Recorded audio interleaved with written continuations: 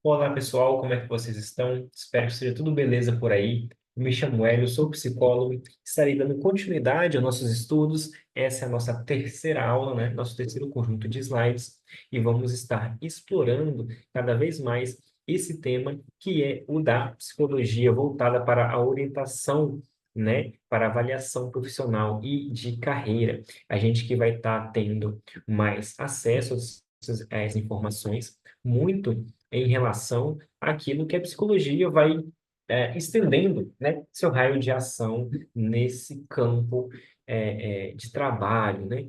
E quando a gente fala sobre avaliação psicológica em orientação profissional, assim como orientação de carreira, né, a gente entende que existe um modelo de avaliação centrado no resultado, né? E o que ele faz, né? Dentre, dentre os modelos existentes, né, este exige dos profissionais de psicologia que optem por testes que proporcionam a definição de características individuais, como a inteligência, a personalidade ou os interesses, porque são três elementos imprescindíveis na hora de se considerar uma área de atuação, né? Um contexto do trabalho no qual o indivíduo vai se satisfazer, vai se identificar e, obviamente, que ele possa vir a ter um bom desempenho. Isso é vantajoso para si e para o seu contratante. Isso, se for o caso dele ser contratado, ele pode ser muito bem também autônomo, né? E se ele for autônomo, como ele fará isso, né? Como ele poderá ter um bom rendimento, poderá estar satisfeito consigo, satisfeita consigo. E dessa maneira, né, busca-se combiná-las, né, essas três características individuais, né, com características ambientais ocupacionais, ou seja, quais características que o indivíduo apresenta, né, quais atributos ele dispõe para que possa se associar, se vincular, né, a características de ambientes ocupacionais, né? E nesse sentido, né, objetiva-se traçar um perfil detalhado do orientando. Por conseguinte, as áreas de atuação mais adequadas serão indicadas, significando que traçar perfis permite encontrar quais contextos profissionais melhor irão dialogar com o indivíduo.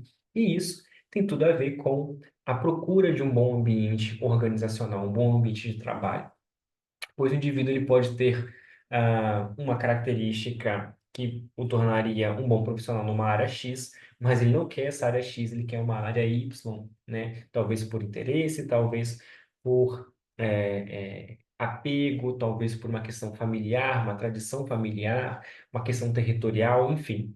O fato é que ele tem que levar em consideração tudo isso, né? Ele ter a felicidade de ter interesse pela mesma área em que ele se sobressai, que ele se desenvolve melhor, que ele produz melhor, enfim. São casos e casos, muitas possibilidades, mas se o indivíduo não tiver esse encaixe, né, do ser bom em algo que ele queira trabalhar, ele pode vir a ter a oportunidade em desenvolver o seu repertório para que ele possa vir a se adaptar na área que ele tem interesse ou se adaptar na área que está disponível, e tudo isso vai ser discutido, tudo isso vai ser estudado. Em outros termos, o processo de orientação profissional tende a definir as áreas profissionais mais adequadas para o indivíduo ou para a coletividade, né? Aquela que nas quais as chances de sentir-se adaptado e produtivo são maiores. O que, em outras palavras, a gente pode entender que seria uma forma de fazer com que o indivíduo procure estar se aproximando, se comunicando, estreitando laços, o que muitas pessoas chamam de network, né? Que ele possa bater em portas que vão vir a se abrir para ele.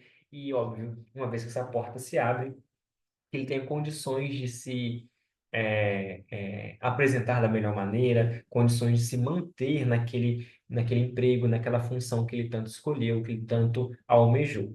Não é possível assegurar tais sentimentos, ou seja, sentimento de estar adaptado, produtivo, satisfeito, feliz, contente, mas é possível indicar, né, algo que torne maiores as chances disso acontecer, né? Porque é importante a gente perceber que a orientação a profissional, né, a avaliação profissional de carreira, ela não é uma certeza, né? Ela não assegura que o indivíduo vai estar 100% feliz ou que ele vai ter a melhor remuneração, o melhor ambiente organizacional de todos.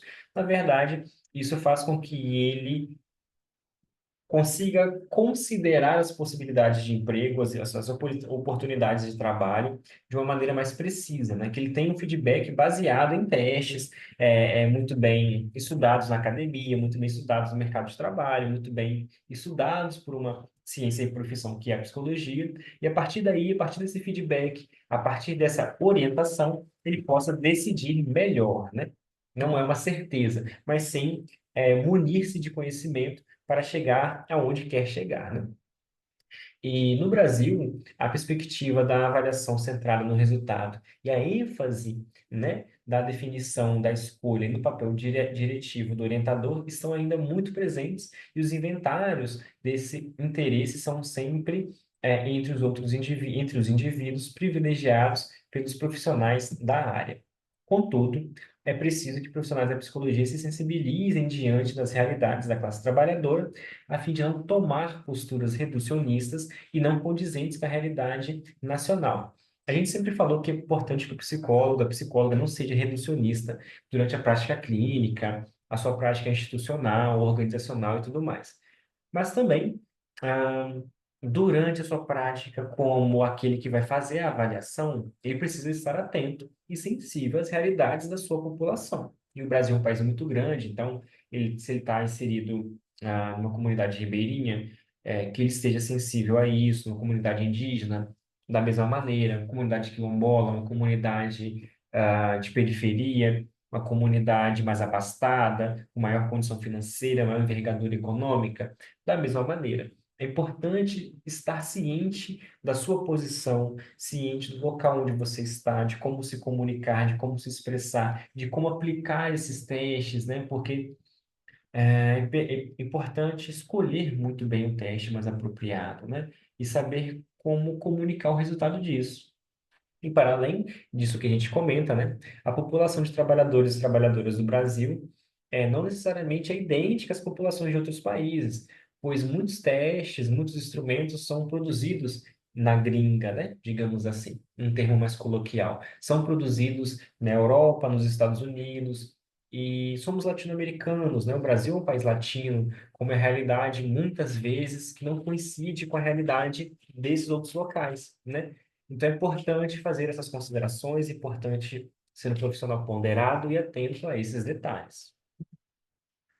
A cientificidade deve andar juntamente com o pensar crítico e ético. Diante disso, a psicologia, ela deve estar atenta e a par das características da população em que está se apresentando a ela, que usufrui de seus serviços. Então, relembra-se o fato de que não se deve forçar essas populações às óticas de outros países, né? Então, assim, ah, talvez aquele teste seja muito mais propenso a se comunicar com a realidade da qual ele se originou. E como estamos falando do Brasil, um país diferente, é importante fazer as adaptações possíveis, fazer uma releitura, fazer reconsiderações. Isso é uma questão crítica e ética, pois um indivíduo latino não opera sobre o mundo da mesma maneira que o indivíduo europeu. Podem eventualmente haver similaridades, ok, mas é um outro contexto. Então, ser similar não significa ser idêntico, ser o mesmo, né? A realidade não se aplica aqui da mesma maneira que se aplica lá. Então, o profissional tem que estar sensível a todas essas questões, seja, né, atendendo adolescentes, seja atendendo uma população mais adulta. É isso, pessoal. Obrigado por terem lido até aqui, por terem assistido até aqui. Boas pesquisas para vocês. Precisando, seguimos à disposição. Um abraço.